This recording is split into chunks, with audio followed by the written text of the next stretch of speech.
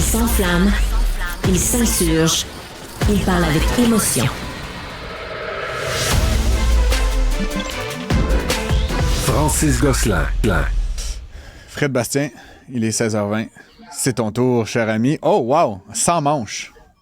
Bonjour Francis, comment ça va? Aujourd'hui, sans manche, sans bruit de fond, le moins possible. Là, je suis encore dans un endroit olympique, mais j'ai trouvé mon petit coin tranquille pour vous parler de Monsieur Watts. Est-ce que les Canadiennes ont gagné au water polo? Les Canadiennes jouent leur match final demain. Ne manquez pas ça. C'est quand même, je pense, en fait, c'est dans la nuit pour vous, j'ai l'impression. Mais ça sera un moment pour célébrer le parcours qui les a amenés jusque-là. Puis on est très fiers des filles. Puis moi, je pense que c'est le début d'une prochaine phase dans le monde du water polo canadien. Autant les filles que les gars, là, on veut voir Los Angeles dans 4 ans, des équipes canadiennes fortes. Le match final, donc on est en finale, c'est ça?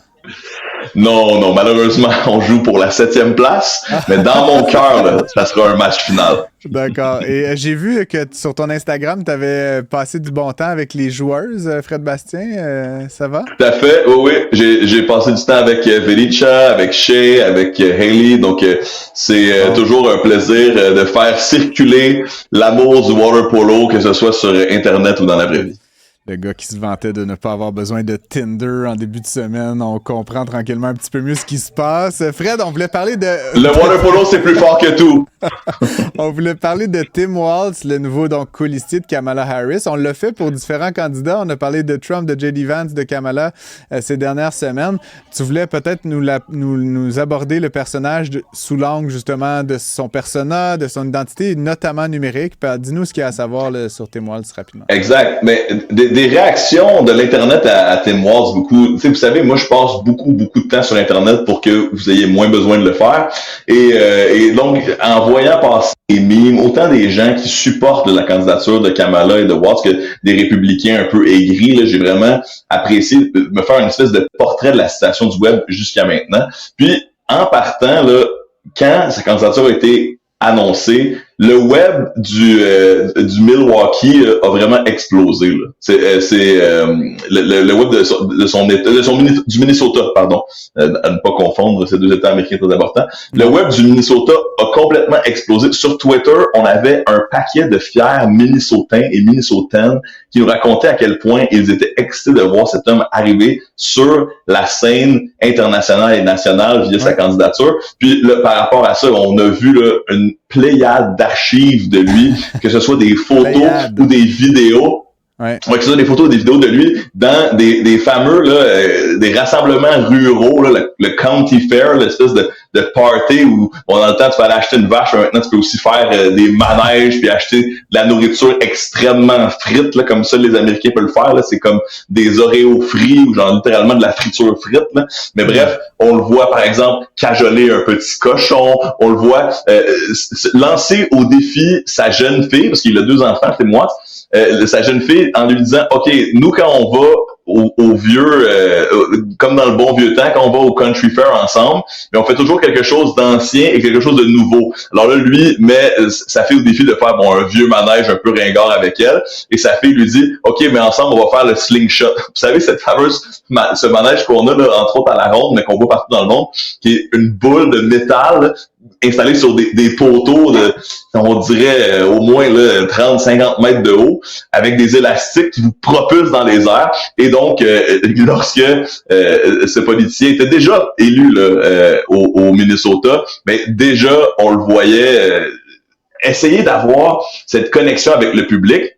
Et les internautes apprécient. Cependant, c'est pas tout le monde là, qui apprécie Tim Walz. Bien sûr, comme je disais, si on est un fan invétéré de Trump, ben tu sais, on essaie de lui reprocher certains éléments de son parcours. Là, parce que si on prend un pas de recul, là, Watts est définitivement presque le candidat le plus centriste qu'on pouvait choisir pour aller avec Kamala. Et si on pense à pourquoi les démocrates ont fait cette savante acquisition, ben c'est parce que il vient d'une communauté rurale, donc on essaie d'aller chercher peut-être les républicains qui sont un peu plus proches du centre. Il a de l'expérience militaire, donc encore une fois, on sait que ça plaît avec une certaine frange de la population américaine.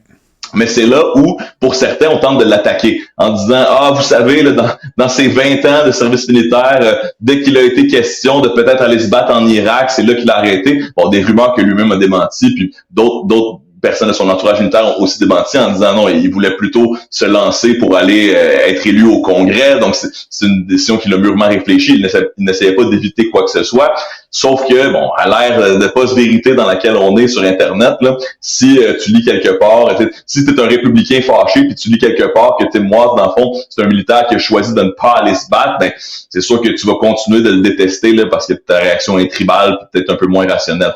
Cependant, moi, je trouve très brillant la candidature de Watts parce qu'on le voit sur Internet, sa capacité à connecter, oui, avec l'électorat moyen, mais aussi les jeunes. On sait qu'il a été prof de secondaire. Il est très pédagogue. Et ça, je pense que ça peut être intéressant, là, autant lors d'une élection que lorsqu'on est un membre élu du gouvernement. Tu sais, on l'a déjà dit ici, moi je pense que les gens au top qu'on élit, c'est un peu des cheerleaders de la démocratie. Ben justement, si on peut expliquer à la population les problèmes avec lesquels on vit, si on leur explique avec empathie et bienveillance, comme selon moi les bons profs de secondaire savent faire, ben ça peut être un très bon coup pour l'Amérique et le monde entier. Bon, coach de football, c'est comme le All-American Hero, là, le héros complètement américain.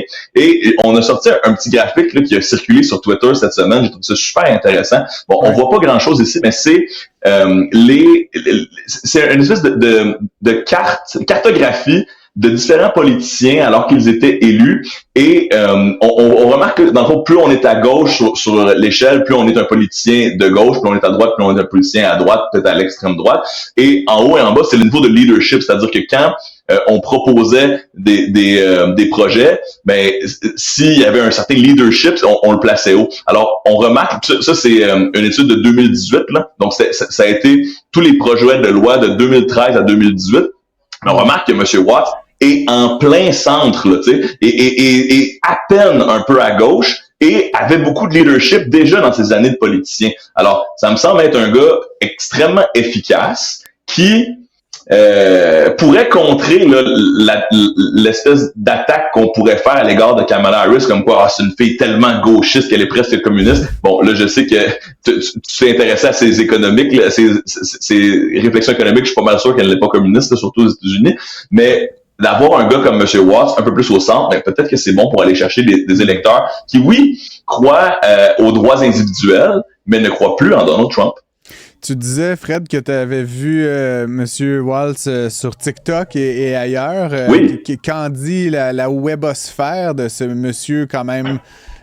Puis encore une fois, je veux faire aucun profilage, là, mais il a l'air plus vieux qu'il ne l'est en réalité. Là. J'aurais facilement donné 10 ans de plus que Kamala Harris, alors qu'ils ont le même âge.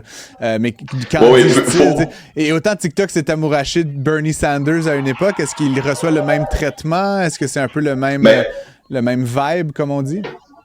Pour l'instant, M. Watts surfe un peu sur la vague Kamala sur TikTok. Là. On le mentionnait, la génération Z adore encenser des personnalités en faisant des espèces de montages de ceux-ci, des montages qui rendent la personnalité un peu plus attrayante. Là. Moi, les jeunes me font capoter à quel point ils sont habiles pour faire des montages qui, moi, me prendraient 12 heures. Eux le font en quelques minutes sur leur téléphone. Oui, je me sens déjà un peu dépassé par ma génération, mais justement, je leur ouvre des portes pour mieux comprendre. Mais bref, j'ai vu un montage là, de M. Watts, un peu comme ceux qu'on a vu de Kamala, où c'est une citation ou deux, puis des slow motion de lui qui a l'air cool sur une chanson, et on avait choisi une chanson de Lil Yachty, qui est un rappeur américain jeune, populaire, bon, ami de Drake, qui a rempli des stades là, partout au pays et partout dans le monde, qu'on a vu aussi au Québec il y a quelques années. Et une de ses chansons populaires, c'est Cold Like Minnesota. Donc, il fait froid comme au Minnesota. Alors, on met là, du rap un peu bon enfant, mais aussi un peu menaçant à la fois, comme le bon hip-hop. Là, on joue sur plusieurs codes en même temps. Puis, on ajoute là, ce père de famille, ce bon monsieur, cette espèce d'énergie rurale rassurante. Vous savez, quand on regarde la politique américaine, on a l'impression que c'est toujours la fin du monde, gauche à droite. Dans les 4 dernières années, si on lit Twitter ou on regarde la télévision, on se dit, mon Dieu, c'est l'enfer. Mais si on se déplace dans n'importe quelle petite ville américaine, on croise des Watts, des gens qui sont souriants, qui ont juste envie de nous dire bonjour, de nous parler avec bienveillance de leur communauté. Puis ça, selon moi, c'est une Amérique qui est accessible pour les démocrates. Puis avec Watts, on voit que sur Internet, ça semble fonctionner. Écoute, j'ai vu, je sais pas si tu as suivi un peu cette affaire-là, mais la campagne démocrate a lancé une nouvelle casquette là, camouflage là, avec juste Harris Waltz et ça ressemble apparemment à la marchandise. En fait, ça ressemble pas, c'est en collaboration avec une chanteuse country qui s'appelle Chappelle Roans. Je sais pas si tu as suivi un peu cette affaire-là. Elle a fait un album intitulé Midwest Princess et là, la nouvelle affaire, c'est que Waltz serait un Midwest Princess, donc une princesse du Midwest, ce qui est un peu drôle vu quand on voit le bonhomme là, un peu chauve, un peu bourru, là, mais c'est quand même... L'Internet ne cesse de me surprendre, évidemment, avec toute cette créativité, Fred. Ouais. Puis une dernière chose que j'ai vu passer, que j'ai dû vérifier et double vérifier, là, apparemment, M. Watts est un politicien qui n'a aucun patrimoine traditionnel dans le sens où il n'a pas d'action, il n'a pas de crypto-monnaie. Oui, j'ai dit crypto-monnaie dans le traditionnel. Et il n'a pas de...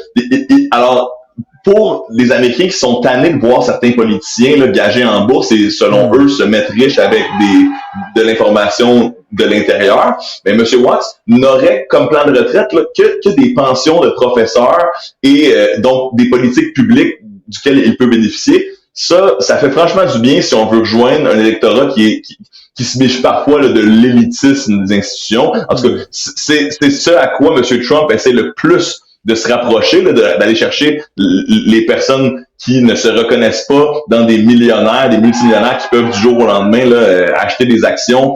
Donc, peut-être que ça aussi, ça peut aider à la crédibilité du personnage, de dire, regardez, c'est vraiment un homme du peuple. Les politiques publiques qu'il a créées, ben lui bénéficieront, mais comme tous les professeurs du Minnesota.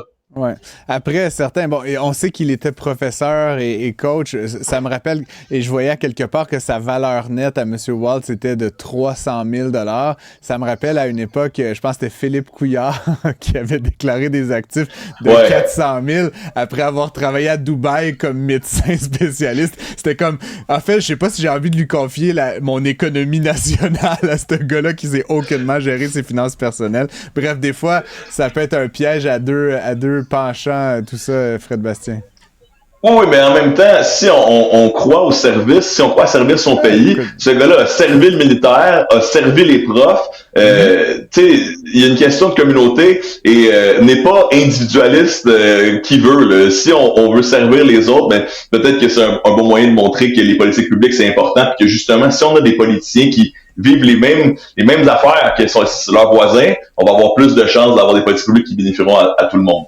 Fred Bastien, reviens donc. C'est plus drôle quand t'es en studio, mais d'ici là, passe un très bon week-end. J'ai très hâte que ton son cesse d'être celui d'une canisse et de hurlements de fond. Mais ceci dit, très bonne chronique à nouveau. Bon week-end à toi. On se retrouve la semaine prochaine. Merci. C'est les Olympiques. C'est le fond 4 ans. Après ça, je reviens. Salut.